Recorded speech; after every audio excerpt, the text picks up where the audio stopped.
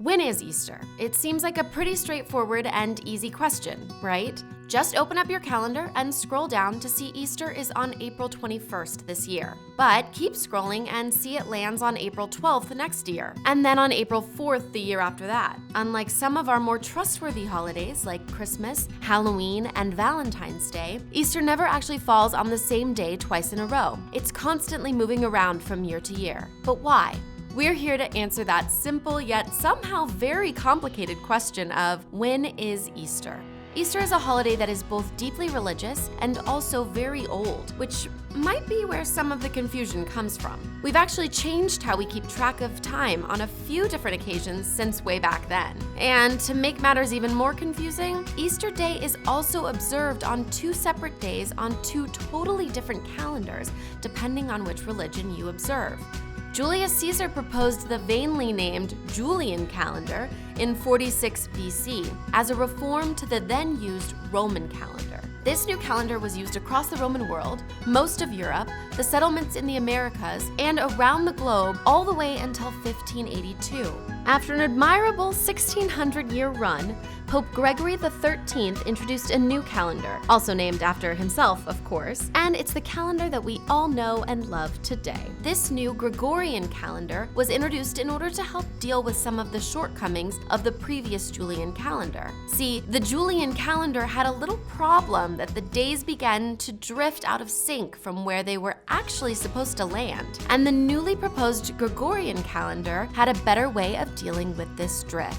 The Julian and Gregorian calendar years are actually very similar to each other. The biggest difference between them is how they handle leap years. Even though the difference seems small, it adds up to something much larger as they both begin to turn their pages more and more. Julian leap years have an easy-to-follow rule of 3 normal years followed by a leap year. That may sound a little familiar with how we handle them today, but we actually have a few other, potentially lesser-known rules behind our Gregorian leap years. Gregorian leap years follow the somewhat wordy rule of every year that is exactly divisible by 4 is a leap year, except for years that are exactly divisible by 100. But those centurial years are leap years if they are exactly divisible by 400. That's a whole lot of words for a rule that still ends up sounding pretty similar to what they had before. So what's the big deal? Well, the big deal is actually a very tiny number. See, these different rules cause the average length of a Julian year to be 365.25 days long, and the length of a Gregorian year to be 365.2425 days. This ends up making the Julian year a whole 10.8 minutes longer than the Gregorian year, some extra time that might help make up for at least one of our snooze button presses throughout the year. Now, that probably doesn't seem like a big deal at all, but over time, those extra 10 minutes actually turn into a pretty big problem.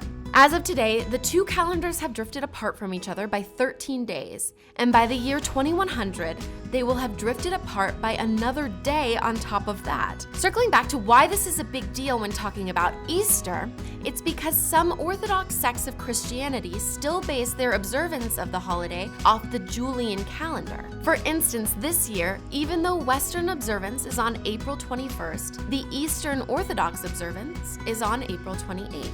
Because of the Julian calendar. Now, I know what you're thinking, but that's only a 7-day difference, not a 13-day difference like what you just said. Well, we promise we weren't ranting about calendars just to lie to you. It's because Easter still has some more rules behind deciphering what exact day it will land on. It's often said that Easter happens on the first Sunday after the spring equinox, and although that can end up being correct a lot of the time, it isn't entirely correct. Easter is actually celebrated on the first Sunday immediately following the Paschal full moon, which is different than the spring equinox, even though they are closely related. The Earth has 2 equinox per year.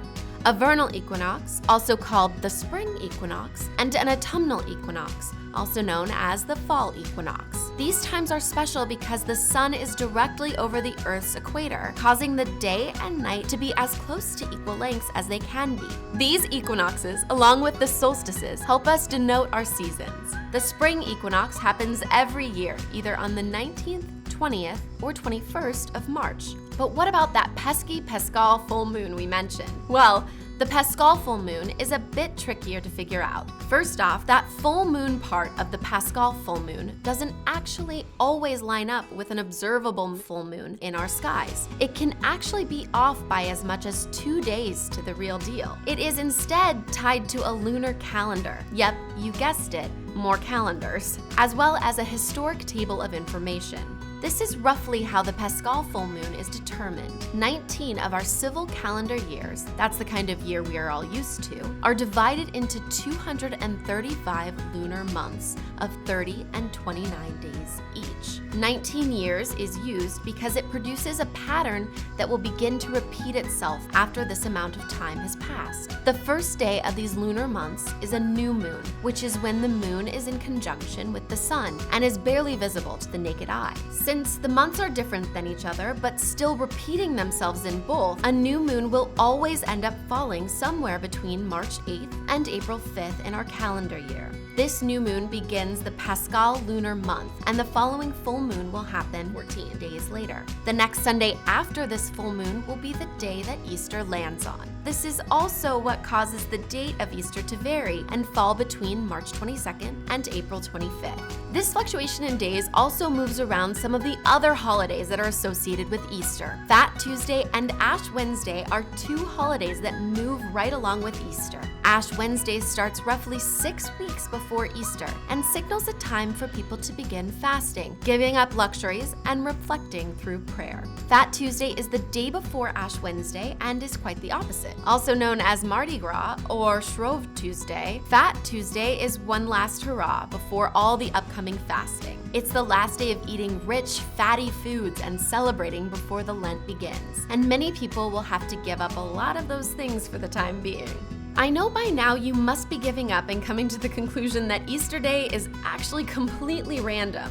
Have no fear though, because a mathematician named Dr. Stephen Woodcock was actually able to decipher a pattern with the days and knows that the cycle will eventually repeat itself. Unfortunately, all of us will be long gone by the time it does repeat, as it will take 5.7 million years for the Easter cycle to start all over again. As you can see, just asking when Easter is opens up a whole string of questions along the way. That being said, luckily, we don't have to stress too much about doing all those calculations ourselves, as they've already been handled for us. For most of us, we'll just continue to wait until we see the Easter decorations pop up in our local stores as a reminder to look at our calendars and see what day Easter is going to land on this year.